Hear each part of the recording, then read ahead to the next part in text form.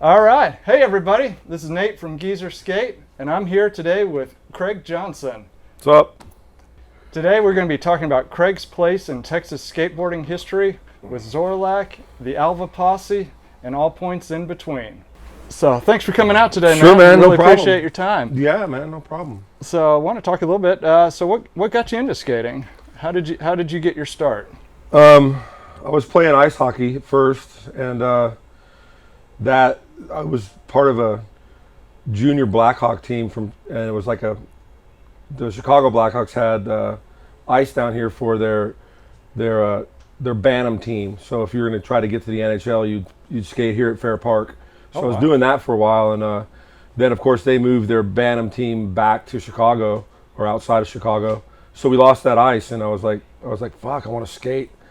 And I did team sports are kind of, I'm like bunk on that. It's like, you know what, if you got to do it, you do it, for yourself. Yeah. So as far as team sports, hockey was the only one I ever really dug.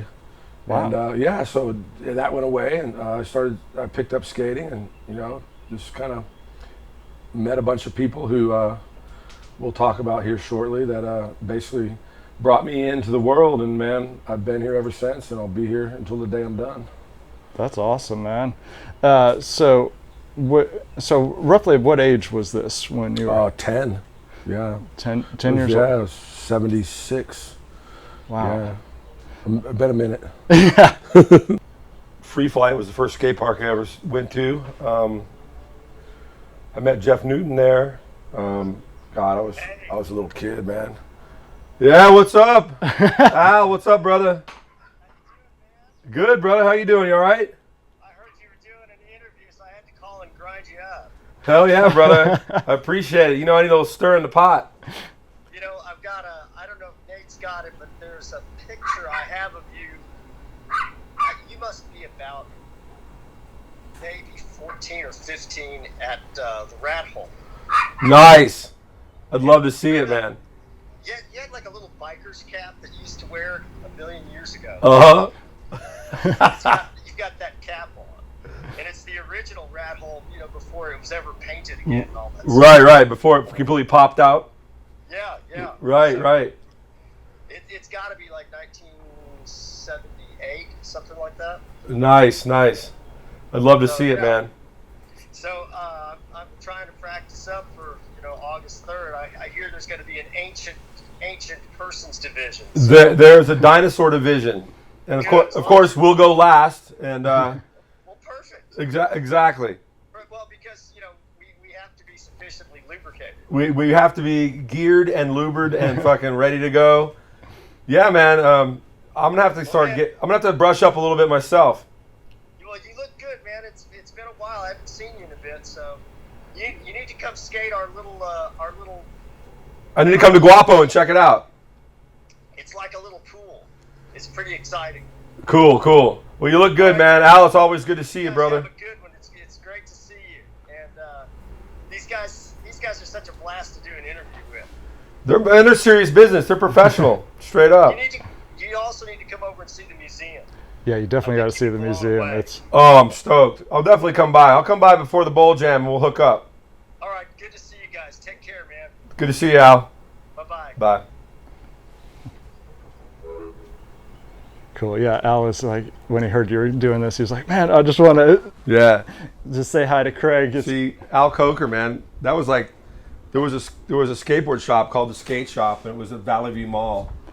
And man, I used to go there. I was 10, 11, 12, 13. I'd go there and hang out all damn day. Those guys probably fucking hated me. I was like a total grommet. All right, sorry. So, yeah, Al he's like, yeah, man, I gotta say hi to Craig and just. I should go over to Guapo. I was basically before Free Flight Skate Park, there was a couple of places in Carrollton where they'd had public pools, big public swimming pools, and a couple times a year they'd drain them, and for like that 2 weeks of being drained, they'd let you skate it. That's amazing. It was totally cool. I mean, it's an Olympic pool, and that's where I met Jeff Newton. And he's like, yeah, there's a skate park over here. I'm like, really? What? Of course, I was 10, so my mom would drive me there, and drop me off. It turned out that Newton lived at that time about 3 miles from where I lived with my mom. Oh. And it just coincidentally that happened, and I was like, fuck, you kidding me? I'm hooked up. So I would show up at his house all the time, just go like, I was like a little kid on his glued to him going, come on, man, let's go skate. And he's like, okay, we'll go to the park. So I went to Free Flight quite a bit. Jeff was taking photos a lot and riding as well. Oh. And yeah, man, that's how that all started. That's where I met the whole line of Dana Buck and Al Coker and all those guys. Guy Mark Dick, and he's another guy. Mad Dog. Yeah, Mad Dog. Yeah, Brian Abel, Tim Williamson. Those are the two rippers. They were probably, probably a couple years older than I was. 15 or so. Those guys shredded, man. They ripped pools, everything. So I was like just under their wing, just coming up. It was pretty cool. I dug it. It was a lot of fun. There was another park across town. There was 2 parks. Wizard. Wizard was like we call them the Wizard Geeks because they were wizard. And we were Free Flight, so like fuck them. We're in Carrollton, and they were in Plano, like far east Plano anyway. Oh, yeah. And Phillips was from there, Oh. so he was the local there, and him and this guy Kevin Z, so we called him Zenos, and yeah, man, that's how we all came together, and we competed against each other quite a bit. Uh-oh.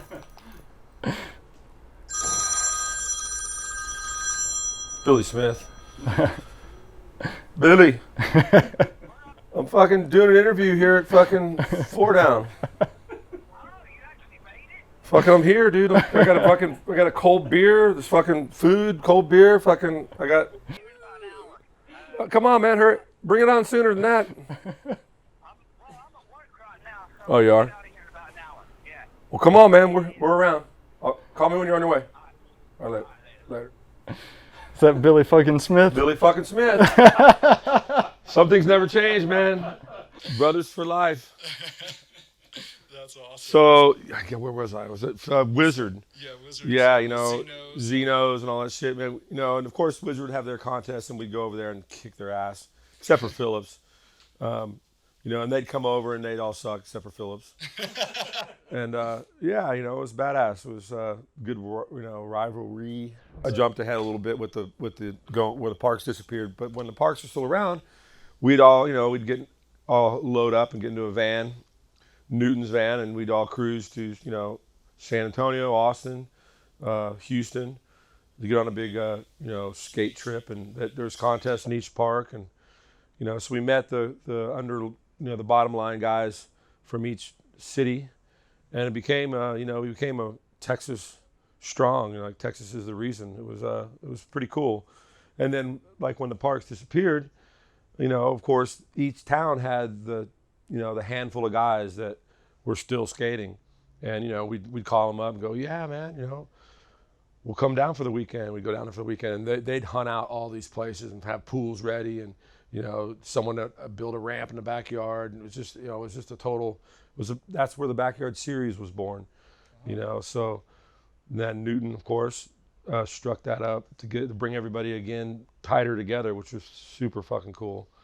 And it's where I met all the P-men, Todd Prince, Ken Fillion, Troy Chasen, Gene Hare, Johnny Gibson. Those are the boys. Straight up, and we all became a tight clan of people, man. It was a lot of fun. We did a lot of traveling. So why were they called the P-Men? Pasadena. Okay. Pasadena. All those guys lived in Pasadena. Okay. And they somehow or another, when the parks all closed, one of the parks had the fiberglass blue ramp and clown ramp. So and they went and heisted that shit. So they were the ones that brought all that shit into the scene, and we found out about it, and there was some sort of rumor that we went down there and snaked their ramp, but I don't really know how it went. But they had a few and we had one, and they definitely made all that scene happen. It was pretty cool. So at this point, had Newton started ZORLAC? Was it? Yeah, he started ZORLAC in Free Flight.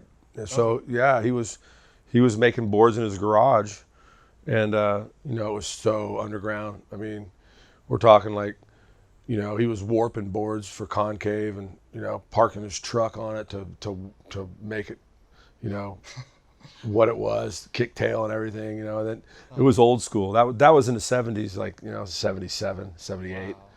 And then as time went on, he got a hold of wood companies that could get them to make skateboards. They were making like wine racks and all kinds of fine furniture shit. And he's like, fuck, let's boom. So that's how that all came about. ZORLAC, the beginning of, and shit, a lot of fun, crazy, long time ago. Yeah. It's cool that it all came about. But yeah. So hanging out with him and everything, did he approach you about getting on the team, or did you come up and say, like, man, can I? Well, the whole thing with that is that he started making boards, and of course he's like, he was giving to me and Johnny and of course Phillips and Wilkes and all of us, pretty much all of the Rat Pack, each city. One of the guys he'd flow ZORLACs too, and that kind of made the ZORLAC team. And then as time went on, he started getting more popular, and we were going to Kona quite a bit. Like Kona every year had like the big East Coast versus West Coast jam session at Kona, the Kona skate park in Jacksonville, Florida. So we would go there quite a bit, and that's where we picked up like Jim Murphy and guys from the East Coast. And because I was here and fucking Jeff had no choice, of course I rode ZORLAC. It was in the blood, so to speak. Yeah. But when he first got the ramp, we started in Galveston, and then went to Corpus Christi, went to San Antonio, Austin, Houston, of course, and Dallas. And the last city was Dallas, so that's how the ramp got back to Dallas. So on the tour of getting it back, we did a skate tour, skate contest session thing in each city. That was all Newton, man. He put all that shit together. Awesome. Yeah, it was pretty cool. It was a lot of fun, and that's where, traveling like that, everybody gets you bond together, man. Everybody becomes tight. They're all your brothers, and then you go by you're sitting with your friend, and you're like, fuck, what are we doing this weekend? Nothing. Let's go to San Antonio. Let's go to Austin. Let's go to Houston, and skate. That was pretty much all that we did in the 80s, 70s, 80s, and most of the 90s. Wow. Nothing but skateboarding, straight up. Amazing. Yeah, it was cool. It was fun. So when you were on ZORLAC, when you became like an official ZORLAC rider with your own decks and everything, were you making a living at that? Were you able to? I was still, I was carpenter, building shit. I started roofing, you name it. I did it all, everything as far as construction. Okay. And you'd make a little money with skateboarding, but not a bunch. It was back in the day. The sponsors your sponsor was the person who gave you the boards, and so you got a lot of free swag. You got hooked up with vans. I got vans. It took quite a while before we started making any money with it, and then not like today, boy. I'll tell you what. If I could have missed the boat any further, are you kidding me? I mean, now you're sponsored by Dodge. You get a fucking Charger. Are you kidding me? But yeah, it was all fucking cool and worth it for sure. I wouldn't take none of it back. Badass. That's awesome. Let's talk a little bit about your graphics that you got for ZORLAC. So Pusshead, I know, did some of your most famous graphics there. Did you collaborate with him on those? Did you? Yeah, the whole thing with Puss was that, and so like traveling again, we'd go to California at least once a year and go out there and skate in whatever contests, like Del Mar, there'd be Marina Del Rey, and every now and then we go up to, of course, Thrasher came out, so we would go to San Francisco. Oh yeah. And that's where we met Puss, and Puss was writing for Maximum Rock and Roll magazine, I think it was. Oh wow, yeah. And he was a writer for them and did a bunch of graphic art and stuff, and he had a band.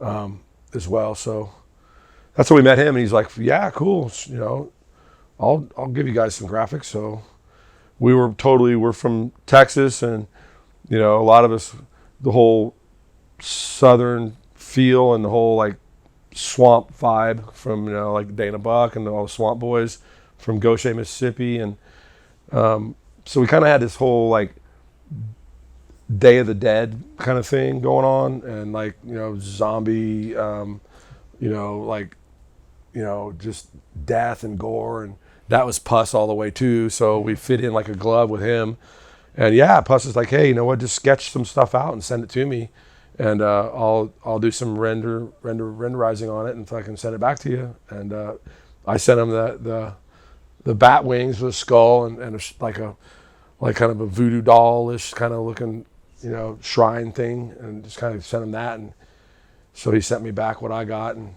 Gibson sent him, of course, he's Tex Gibson, so it's a cow skull, and you know, and that's where the cactus writing, like the lettering for all the ZORLAC stuff was all cactus lettering that Puss made an alphabet up, and it was pretty cool. Wow. Yeah, you know, and the shrunken head and, you know, all that stuff came from voodoo and, you know, Day of the Dead, basically. It's pretty cool. Nobody else had anything like that. All the other companies were like, you know, at that time, that was like the early 80s. They were all like, you know, still like trying to make it a sport. Fucking skateboarding is not a fucking sport. It's a lifestyle. It's who you are. It's what you are. It's fucking in your blood. You're a skater. You know, it's not like, oh, I'm going to go practice. You don't practice. You fucking, you know, you go fucking session. You fucking rip. That's what you do, you know. So you do it because you got to. That's why I still do it. So, you know, all the other companies were making like these calm, like, you know, totally marketable, like Santa Cruz, you know, all that. I mean, Santa Cruz, not against them. I'm not against them at all, but it's just polished, you know.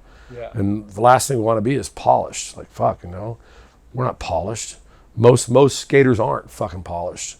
So, and I think skateboarding kind of has figured that out nowadays. They're more about, you know, the lifestyle than, you know, the sport, if you would say. Yeah, no, I agree, and that was always something that, you know, when I remember when I was a kid, looking, you know, at the catalogs and things, or going to skate shops and seeing, you know, like a Powell Peralta, you know, like they had the skulls and the dragons, but then you see the ZORLAC and you're like, okay, that's scary. That's yeah. There's the safe scary. And you see Powell Peralta followed along with that, because Powell Peralta before that was, you know, it was all just like, you know, it was like graphic design stuff, you know, it was like, you know, shapes and, you know, just like art looking shit, you know, and then they got onto the dragon stuff, which is cool, you know, but you gotta put a little bit of spice in life, right? I mean, shit. Yeah. No, and that's, I think, you know, the ZORLAC, you know, is, you know, so iconic. You know, you see it and you're just like, man, it grabs you. You can't not, you know, look away. Right. Yeah, it's definitely art. So now you did a brief stint on Alva. Yeah, you know, ZORLAC went through some changes, and ZORLAC got sold. So when it was sold to someone from California, all of us Texans went, "Are you fucking kidding me? No way! You know, we're not fucking riding for fucking some California dick." So, you know, that was an attitude that lasted for about 5 minutes, and we realized that, fuck, you know, well, fuck.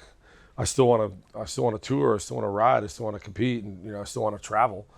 So we're like, well, who can we ride for? Me and Gibson. We're like, who are we gonna ride for? We're like, well, fuck. Really, Alva had just started up, and it was still pretty much underground. The skaters that were on Alva were dudes that we hung out with when we traveled, when we were on tour and stuff. So we're like, fuck, let's talk to Alva. And Duncan was the guy who was running the team. You know, these were guys that were tight in the group that we would hang with when we traveled around. So we were already good buddies, and yeah, you know, I just called him up. So he said, yeah, come on, we'll have you for sure. So we went to Alva and rode for Alva for, I don't know, maybe 5 years, maybe 5 or 6 years. Oh, wow. Yeah, it was pretty cool. Traveled a whole lot with Alva. It was pretty damn cool. Around the world, it was fucking badass. Oh, really? Yeah. Nice. Yeah, it was totally cool. What was your favorite country to go visit? Shit. Australia was pretty badass. You know, yeah, I went to Australia. I was supposed to be there for a week. I stayed for 6 months. Whoa. It was super fucking cool. Met a group of guys there that were just like us, like they were like, it was just in a wholly different world. So we're like, fuck. They're like, yeah, you can just move in with us, stay with us, no problem. So we did, and it was a blast, man. It was fucking cool. That sounds amazing. Yeah, I've always heard Australia described as Texas with a British accent. Yeah, it's pretty bottom line, which is good. It's there's nothing pretentious about it. Nothing pretentious about Texas. Nothing pretentious about Australia. You want to go to the bottom line? Come on.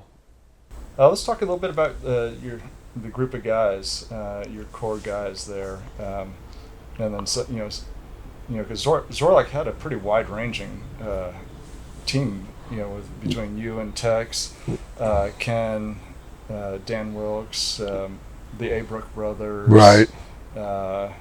Aaron Mertz, Metz. Yeah. Yeah.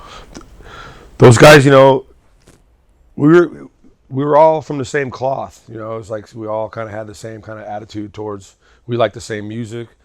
We had a give a fuck attitude, and we were serious about skateboarding. So that's what we grouped up, and it was we were buddies. I mean, we would love to go to punk shows. We went to, whenever we went to a town to go to a skate scene, we'd always go out and just terrorize, man. Just a big group of guys and just go thrash. It was a lot of fun, man. Those guys were all good. Jim Murphy, he was a good ball buster from the East Coast. We had a good time, man. It was a lot of fun.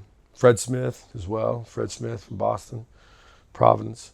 He rode for ZORLAC for a while too. Yeah, it was pretty cool. Me and Tex were kind of like the first two pros, and God, me and Tex have been traveling together fucking for decades, and it was all, man, it was good. We were all tight brothers. We were all from the same page. It was pretty cool. So there's Todd Prince. He's is it true that he's been banned in every? He has been banned in every bar in every city that he goes to. It doesn't take very long. He lives in Houston, and seriously, he drinks in his front yard now. And the police come to the front yard quite often and say, "Get in the house." And he goes in the house for a little bit, and then he says, "Fuck you," and comes back out in the front yard. It's like, there's a wall of beer cans. Yeah, he pretty much is the founder of the P-Man.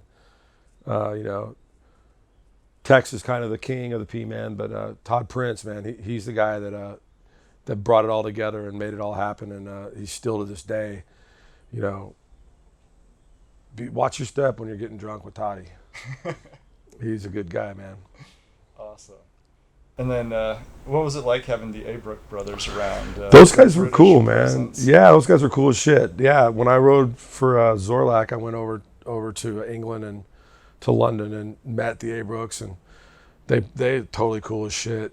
Again, crazy enough is that the people that were interested in ZORLAC were interested in ZORLAC because it was off kilter. It was like wasn't like, it was core. It wasn't like, it wasn't like a team, it was more like a gang. It was like a group, a posse, So every city, whenever we meet guys that are like into ZORLAC, they were into it for a reason, like the Abrooks, and all the guys that were part of that clan, South Sea Boys. Yeah, it was pretty cool. They were great guys. They moved here. Mark still lives here.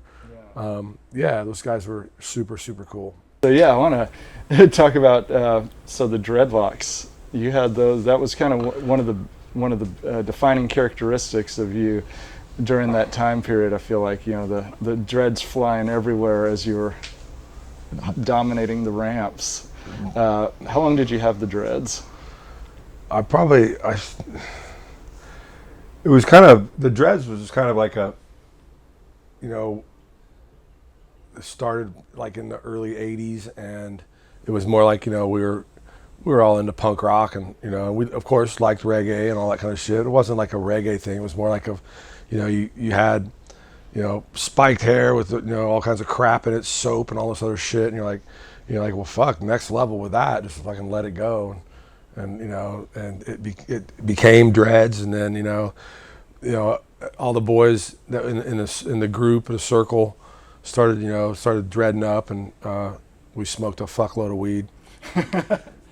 Yeah, I mean that's that stage in the game. Marijuana was a huge part of the skate scene that I was in, and yeah, so the dreads just it kind of just happened, and we went with it. That's awesome. Yeah, because I've seen pictures of you. Of course, you had the dreads that flew everywhere, and then Mark Abrook. Yeah. A pretty decent set of dreads going Yeah. on. And Mark and Freddie and Murphy and God, a big pack of us all wound up natty boys. Rude boy. Rude boy. Yeah. Totally. It was all. Yeah, everything was based on music and lifestyle, and skateboarding wasn't about skateboarding. It was about music and lifestyle. It all clicked together. Skating, that's what we did. It was a fucking blast. So let's talk a little bit about music then. So let's talk about some of the bands that you. Well, one of the founding bands for skateboarding was the Big Boys. Yeah. God, the Big Boys were fucking insane. They totally were so 100%. They all were ditch riders. They all rode ditches. They would have these Pflugerville jams. Pflugerville is a place about 30 minutes outside north of Austin, and Pflugerville, Texas, right there on 35.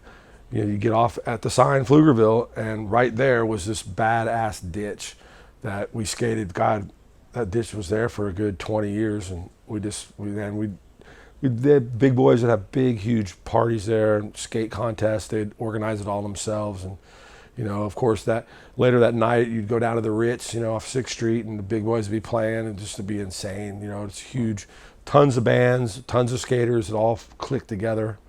Pflugerville was a lot of fun. Big Boys were great. Bark Hard, Johnny's band, Todd's band from Pasadena. Those guys were good. Shit, as far as Texas bands, Butthole Surfers, Scratch Acid, the Dicks. There was a huge, that whole world of underground punkness and skateboarding just they were on the same page. It clicked hand in hand. Yeah. It was like, it wasn't really like that there was a skate contest, so there all of a sudden there's a good band playing. It was like it was happening anyway, and they all kind of just coincided together where shit, you go down to a big contest, and the Big Boys and Dicks, and Misfits, just you name it, Black Flag, especially in Austin, man, you'd go there and just, it'd be so much fun. You'd go down, skate Pflugerville, big session there, going to town. You'd see, you name it, man. You name the bands, it'd be just insanely badass. And all skaters, the next day you'd wake up and go skate all day, and come home, drink, go skate, punk rock. That was it, man. That's all we did for 20 years. It was totally a blast. Still do it, but not every day. So during the 80s, he had the House of Doom. And I lived at the House of Doom. You lived there, okay. I did. I had my own place, and I got evicted, and I called him up, and seriously, I found out I was kicked out. I'm like, fuck. And I dragged my feet, but I got out of there, and I called him up. I go, Dana. He's like, what's going on, Johnson? I go, I just got evicted. He's like, fuck. What are you gonna do? I'm like, I don't know. He's like, me neither. I'm like, fuck you, man. I'm coming over. So I went over, and then I never left. I stayed there for probably 4 years. It was a lot of fun. Yeah, he had a brother named Colonel, so it was Dana and Colonel, and they lived on Willis, and the House of Doom, man. It was pretty much 24/7. The door was open for, if you were from any of the skate group, you could come there at any time and stay. Wow. Bands that are traveling through, that they need a place to stay. Here you go. Basically, it was a 2-bedroom house on Willis, like I said, and small, probably like 1,600 square foot. Oh man! And the laundry room is what I lived in. So I, of course, turned it into the palace. It was like it was a stabbing cabin. The house was fun, man. So much shit went down in that house. You guys will hear from Dana Buck, I'm sure, here soon. The geezers will bring you Dana Buck and the rest of the boys we're talking about. And you guys watch out. It'll be good. It'll be fun. That's awesome. So let's talk about a little bit about the nickname, the Loco Gringo. That was basically, the Loco Gringos are a good band from Dallas and have been a band from Dallas since the 80s. They were all, they fucked around with skateboarding, but they weren't really skaters at heart. They were just musicians that totally clicked into the group. Like I said, we're all the same cloth. Yeah. Those guys partied unbelievable. They made the House of Doom, we were like second class to the Gringo house. You kidding me? And that was like a block over from the House of Doom. So you only had to walk a block. You try to skate there, but then you just give up and walk. But so that's how that came about. I hung out with those guys quite a bit, toured with them a little bit. They're totally cool guys. They still play today. Check them out, Local Gringos. Google them, look them up. They're badass. I said, hey, we all, in the Gringos, everybody who was like part of the Gringo group, which was kind of like part of a skate group, everybody had their own like name, it was Pepe and Pancho and Pablo, and everybody in the band had their name, and the guys that were always around had names as well. So I was Keg. It was we got Tub Rex. Tub Rex. There's guys. Tub now is in the band. It's just, that was all. It seemed like the 80s and 90s was, we were young, so it was all brotherhood, man. If you met some guys that you clicked with, man, you guys, you stomped and marched and fucking, it was an anthem. It was like you didn't give up. Fucking, it went on and on and on and on and on. So Gringos were a big part of that. And I became a Gringo, and I still am to this day. Check the Gringos out. And so do you play an instrument? So. Not one that I play in public.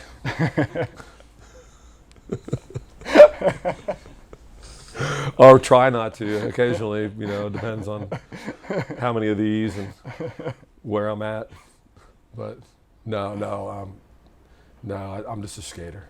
Well, let's talk a little bit about Jeff Phillips. Were you guys tight? Yeah, man. Jeff Phillips was when the scene kind of died. Him and Zeno stayed in the circle of skaters that survived that whole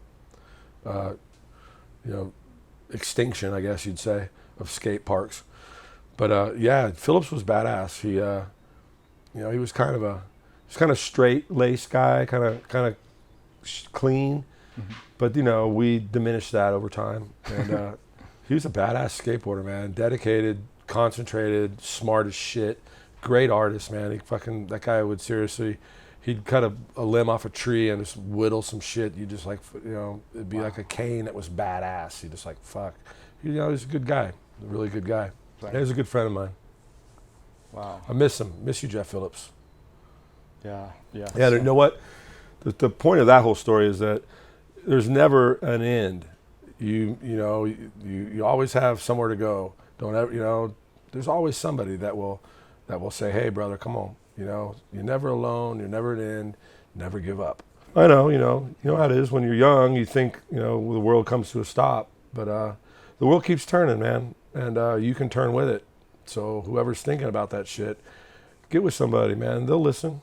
You think no one will listen? Yeah. You're wrong. They will. So let's talk a bit about your style, your skate style. Yeah. My skate style is balls out, balls to the wall, hang on for dear fucking life. I'm amazed at half the shit I land. If you're watching a Johnson run, you're going, this guy's gonna eat shit any second, and at least 60% of the time I do, but fuck it, that's part of it, and you dial it in, and it's every now and then you get a run that fucking is just insane, and just the energy, and you know, I was just, I'm all like, fuck it, you know, you push it as far as you can go. When you make something you think you can't make, that you don't even know you didn't even never knew you were gonna try it. You just fucking all of a sudden you just busted it out, and you make it. Fuck, man, it sticks with you. It's in your blood. It's fucking, it gives you so much fucking energy. You're just like, fuck, are you kidding me? Fuck, you know. And then you go on and on and on, and you do different shit you never do. I don't know. That's just kind of, it's all or nothing. Texas Plant, I guess, basically was a sweeper gone wild. So basically, you know, just your basic sweeper, and then you got so much fucking speed. You're like, fuck, sweeper, you know, start making it a foot plant, you know, and then you know, you just tweak it further and further, and then, you know, you kind of throw like a launch off that, and fucking, you know, it turns into a Texas Plant. You know, that's kind of how the frontside boneless came from that, I'm saying, but you know, other people might think different, but I don't fucking think so. Yeah.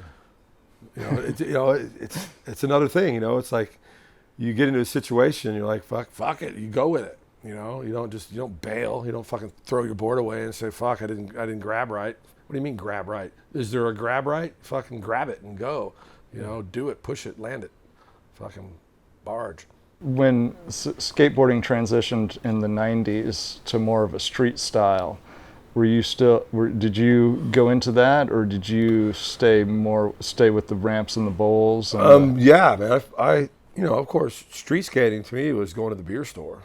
You know, coming back from the beer store. You know, going from the Gringo house to the House of Doom. That was street skating.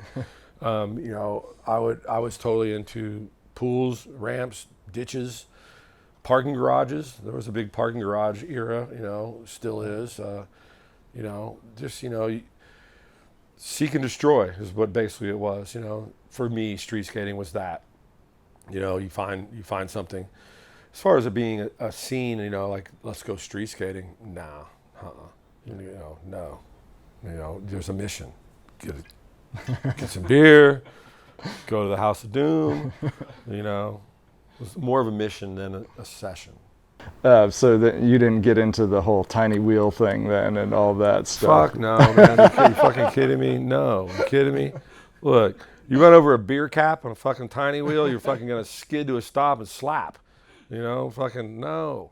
You know, I rode Bullet 62s for so long, man. Just a big, you know, the bigger the wheel, the faster you roll. Yeah. So yeah, I mean, speed's about everything. With that, you can do much more than with nothing. Definitely. And as far as ollies go, you know where ollies belong? They belong in a pool and a ramp. I mean, I'm not saying ollies are badass. I mean, Gonzalez fucking brought the ollie fucking to the street and fucking ruled it, and fucking ollies totally rule the world. Alan Gelfin, yep, the creator of the ollie, badass.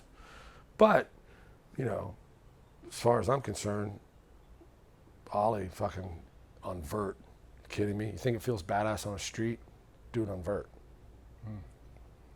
I can imagine. Yeah, just looking up in the sky and just you and. Yeah, you know, and you're looking like, fuck, am I gonna lock up? You know, or not lock up, or, you know, fuck. You know, it's not like, am I gonna? Well, you know, I mean, man, street skating is badass. It is, man. Those guys are fucking balls out, tough as shit, hard as nails. It's not like freestyle, you know, and it kind of began like that, you know. Yeah. It kind of like started off like freestyle. Oh, freestyle, fuck that. But man, street skating is fucking hardcore. There ain't no fucking around with it. Those guys are doing balls out shit that there's no fucking way I would even fucking attempt. Oh yeah, you know? watch a guy like Jaws who's jumping off of rooftops. Rooftops, you know, and 25 stairs. You know, doing handrails that have brakes in them, you know. Yeah. You're like, what the fuck? They're ollieing from handrail to handrail, you know, on a downhill fucking slide. Badass. So during your time here, have you had any major injuries that have made you kind of rethink everything? I've been lucky enough to, my only skateboard injury, I broke my collarbone. Oh wow. And the story of that was that I was at a public park out in Grapevine, And actually, it was a vert ramp. It was a skate park inside of a mall. That's what it was. Yeah. So I went there, and they had a big ass vert ramp there, and we all had a vert ramp session, and it was all cool. And there was like a pub across the street, or across the mall, so it was across the hallway from the park. And we went there and had some beers, and then we're like, hey, you know what, man? Let's go back into town. I think we're going to Bar of Soap to see a band play, and so it was like February. So have my board in my hand. I'm walking out the door of the mall, in the parking lot. Throw my board down. It's cold as hell. Hands in my pocket. Come to a skid stop on a rock. Completely fall. Hands in my pocket. Don't get my hand out. Land on my shoulder. Pop my collarbone. Sticks me in the neck. I'm all fucking. Are you kidding me? Fucking. That's how I fucking had. That's my skateboard broken bone story. It fucking was so bunk, so bullshit. Couldn't fucking believe it. I was so pissed that I said, "Fuck it. Let's just drive back." Bar of Soap was right next door to a Baylor hospital. Let's just go there. So, and I kind of got it to pop back in a little bit. Like got it down where I'm like cool with it. I'm like, so I'm riding. That's 30 minutes away from Grapevine. Fuck, about halfway there, dude. Are you fucking kidding me? I was losing it. Fucking hurt like shit. I was like, fuck, pull over at any fucking med stop, Fucking, no. The boys are like, fuck, we're going to Bar of Soap. You said Bar of Soap, we're going to Bar of Soap. They dropped me off at the fucking park at Baylor, emergency. And all they do, they look at it, they go, yeah, it's broke. They put you in a harness, so you're strapped like this, and they go, okay. They dope me up, and then I hobbled back to Bar of Soap and fucking hung out for the rest of the night. That's a great story. Skate tough or go home. Or go to Bar of Soap. Oh man, that's awesome, Craig. That is a great story. So don't put your hands in your pockets when you're fucking trying to roll to your car. I mean, it's cold, but you know what, man? You'll start your car, you'll be warm. Yeah. You don't want the warmth of a fucking collarbone poking in the neck. No.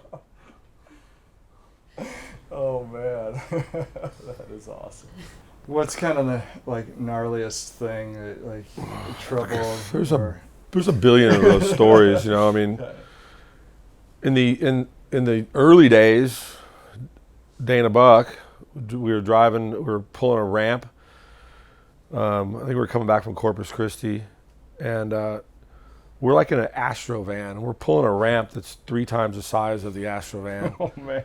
And it's like one of those plexiglass ramps that folds up, like a Pepsi ramp kind of thing, Yeah. like back in the day, old school as shit. And I think that was the first time we got Crum to come out on the road. I think we all I want to say it was probably like 12. Oh man! So And young dude. Young dude, and it was like me and Johnny and Crum and I think Toddy and Dana, and so we're riding along. We're coming back, and of course, me and Johnny and Todd and Dana, we're totally smogging out. We're just as stoned as we can possibly fucking be, and we're cruising down the freeway, and these cars keep coming by, and they're just going, fuck. They're pointing at us. We're like, what? Fucking fuck off. What do you We're like, what the fuck? And finally 18 wheelers are going, whoa, and we're like, fuck, man, we better pull over. So we pulled over. Turns out the Astro van was on fire, completely on fire. But the fire was going out the back of it. So when you're looking outside the car, you're like, what the fuck's going on, man? Everybody's fucking, what's happening? The flames are out the back. We couldn't see the flames. So we just kept on cruising. The car was running. I don't know what happened. The under panel, I guess, somehow or another got oil on it and somehow ignited and whatever. So the whole under the car was on fire. We got out of that car. We grabbed a couple of things and ran to down into the field, some fucking cow field, between something like Victoria, Texas. Anyway, we're heading back to Houston. And man, our fucking van, when we got out of that van went like a match. Because we weren't moving, so the flames immediately, that thing went like a match. It went and was burned, gone. It was like, fuck, you kidding me? We were fucking just in that. We were freaking out. So a school bus pulls over. We're like, fuck, what? A school bus? Well, fuck, here we go. We get to the school bus. It turns out it's a carny school bus. Oh, no way. Full of carnies, and they're selling stuffed animals on the side of the road out of their school bus. They're total freaks. The school bus, there was like the driver's seat, two rows of seats for school bus, you know, and the rest of it was no seats and solid stuffed bears. Solid stuffed bears. And they're like, yeah, you guys can ride with the bears. We're like, fucking, we're so stoked. They took us to Texas. They took us to Houston. And fuck yeah, I mean, they drove us to Lola's. We go, where do you want to go? We go, Lola's. That's like bar of soap. It's a bar. And so they drove us in the school bus straight up. Everybody goes, what the fucking school bus is going on? You know, these guys, all the guys from the bar, like, fuck, no way. Look, there's Johnny getting out of the school bus. We're fucking, yeah, look at these guys, fucking, the school bus full of bears. We're like, no way. Everybody comes out, looks, fucking, it's a fucking school bus full of bears. That was a fun story. That is so awesome. That was, you know, and you know, there's all kinds of crazy shit that happens when you're on the road, and you know. What happened to the ramp? The ramp, check it out. The ramp didn't burn at all, and fucking Newton thought we fucking burned it was his truck.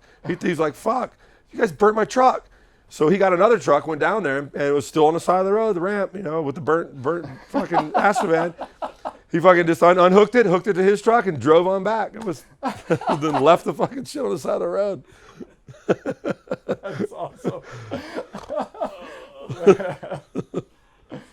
Jeez. That's one of the ones I can tell.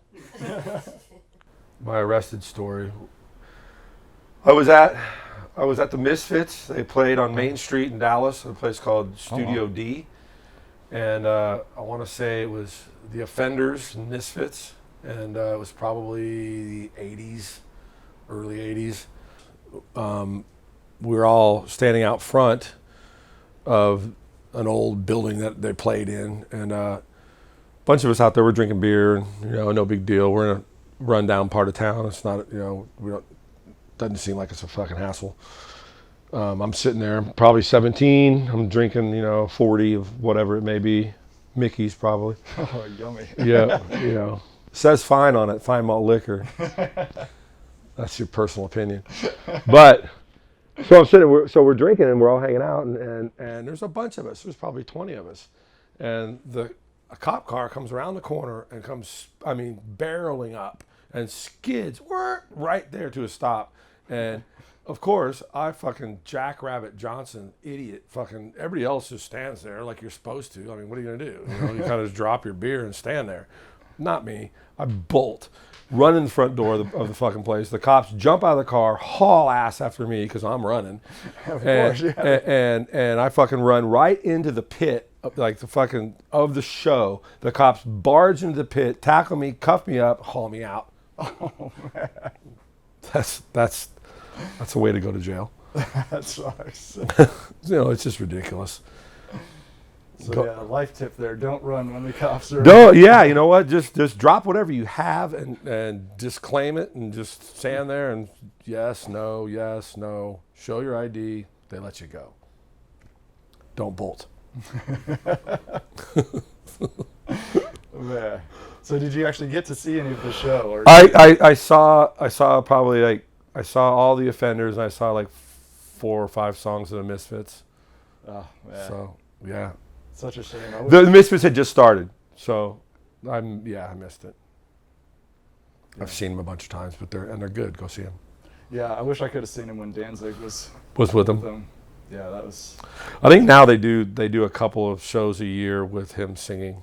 They do, but you know, nowadays it's all money. Yeah, it's definitely big money stuff. It's a big money thing, you know, and you know, when you go see a punk rock band, you want to see a punk rock band in a garage or a warehouse or somewhere that really you wouldn't see a band play, because then it's punk. Yeah. You know, if you go to a Coliseum or even let's tone it down to a venue, it's still kind of like, you know, so. Yeah, I know. It's weird seeing like the Butthole Surfers at the Granada Theater. Yeah. It's much more tame. Yeah. Than, what it sounds like. You went to that when they played at the Granada. Yeah, so did I. It was killer. It was killer. It was good. It was. Yeah, it was good. Yeah. It's just, you know, it's weird not to see him. It's weird not to see him like in a place like this warehouse here, because that's their whole thing. You know, they'll rent a warehouse and they'll have, you know, they'll buy a dozen kegs, and you know, you get a coupon to get in the show, and the coupon also gets you beer. You know, so it's just, you know, it's back in the day kind of thing. Yeah. So. No, and the cool thing is just like with the skating here and everything, you know, the bands, you know, you guys, you formed a network. You formed, you know, so like, you know, in this town, you're going to talk to these people and get set up at this, you know, at this person's house. And Totally. that's where there's, you know, the band's playing. That's where the, you know, backyard. They got a ramp in the backyard. Yep. That's how the bowl jam coming up. That's how it's going to be as well.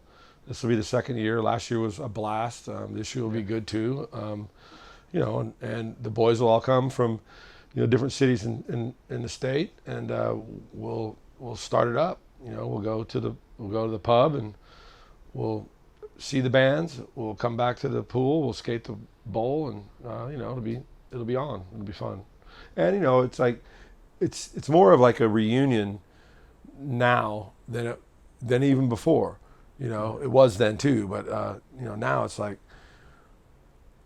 we're old, or I am. So it's like, you know, fuck, what are you doing? What's going on? But it was that way when we were kids. You know, it's just like you're part of you're tight. Yeah. So I'm looking forward to it. It'll be fun. So how did the Bowl Jam come about? For those who don't know, so this is the second annual Craig Johnson Bowl Jam, taking place at 4 Down here in Dallas, Texas. So Mike Crum has started 4 Down, nonprofit deal. It's badass. Basically, donations are not required, but they're appreciated. And basically, what you do is you show up and you know, you skate.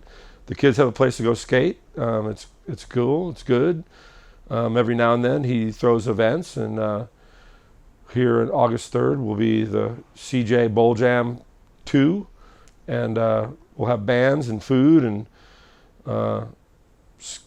bad sessions all day long. Should be fun, man. You guys come check it out. Awesome. So will you be out there skating? Or? I will skate this year. Yes. Yep, I will. Awesome. So it'll be badass.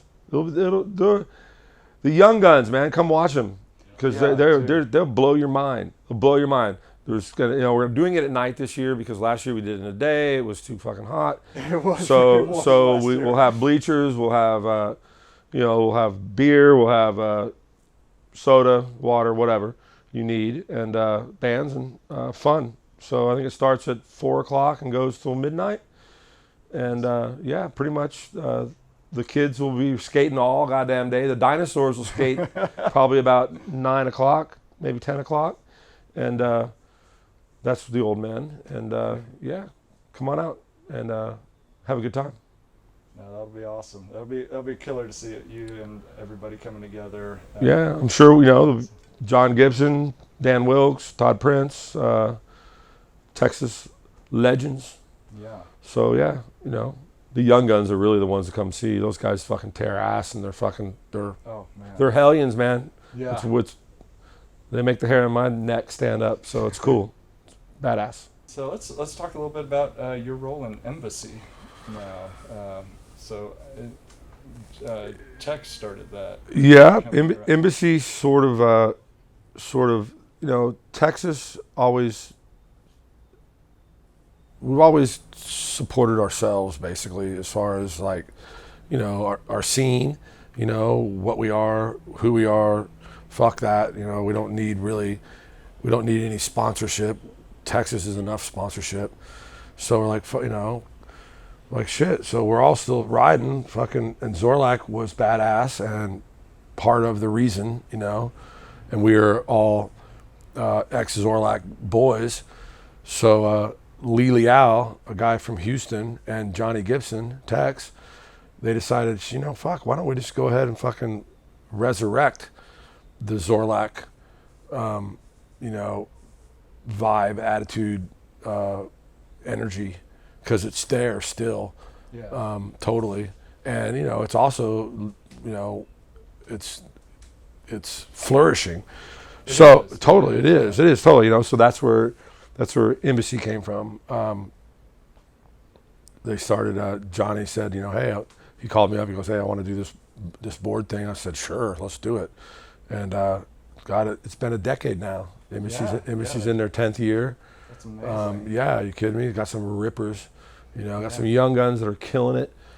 This little kid from Dallas, Hesh, that guy, his name's Hesh. Yeah. Fucking Hessian. He's like, the guy totally is a Hessian and rips. Unbelievable. Little kid just tears ass on everything. Street, you name it. Anything you give him a skateboard on, he fucking shreds the fuck out of it. It's just cool, man, and he's total Texas. So Embassy, was born and still around, and God, it'll go on and on, because that kind of energy is what Texas brings. Yeah, it's cool. We're stoked. Yeah, it's awesome. You got a couple of boards on there, and saw the preview of a new board they got for you coming out here. The Loco Gringo. The Loco Gringo, Yeah. Yep. That'll be cool. Lee and Johnny, man, those guys, they put a lot into the whole Embassy scene and world. So yeah, it's pretty cool, man. Google it, check it out. You'll like it. Pick one up. So what, as you see the future, what the kids are doing now, and now with skateboarding going to be in the Olympics next year. Isn't that crazy? It's fucking crazy. Did you ever think that would happen when you were a kid? Like, man, no. Because skateboarding it's so independent from structure, and Olympics is nothing but structure. And as skateboarding, matures and goes on and more money is into it, I think it's really about how now sponsorship is corporate, so that changes everything. Yeah. Now there's millions and millions and millions, billions of dollars involved in it. When we were riding, professionally touring and shit, there was no money in it. It wasn't about the money, and it still isn't about the money, but it just changes the possibilities, like the Olympics. There you go. That's how that happens. But I'm cool with it. I hope, they're probably going to have just a big, they're going to have a big freestyle jam area. There'll be no vert, no pool, no street. It'll be, a big combo bowl run thing, which is cool. And, nowadays the public parks, that's what they are. And the kids rip them. So, shit, why define it? Just fucking grind it. Have you ever, so when you get out and skate, are you still mainly just in the bowls and the ramps, or what do you like to do these days? I like to go to public parks, and just like what we were talking about, you get on it, you get on your board and you push, and then you don't stop, and you ride the whole damn fucking place, and then you stop and you go fuck, and then, of course they usually have a pool there. Yeah. So I'll ride the whole park for maybe 4 or 5 runs, then go skate the pool, because that's what I like. And then, before I leave, do another fucking sweep of the park, and, just hit it all and hit the bar. See, just like always, see who's playing. Go check out a band and start your own. Nice. Well, awesome, Craig. Well, I think we've gone through Nate, all the stuff, man, that I wanted to talk about. I totally appreciate it. No, we appreciate you. This has been fantastic. Totally cool. I'm stoked on you guys, and I think that you're just opening the door that needs to be open. And you guys got your shit together. You're down with your whole equipment is on point. You know how to run your shit. It's cool. So I think maybe doing that live thing is get a bunch of us together and forget it, man, because that's what we do anyway. You put us all together and put beer in the middle, forget it. The stories just fly. We do that for hours. That's what we do when we get together. It's like fucking off the wall. No, that's brilliant. Being a fly on the wall is the thing to be. We look forward to that. That's going to be a lot of fun. Well, cool. All right, guys. This has been Nate with Geezer Skate here with Craig Johnson. Thanks, guys. Appreciate your time today, and appreciate you guys watching this one. check out our ZORLAC playlist over here. Hit that subscribe button and let us know what you think about this video and any of our other videos. Later, guys.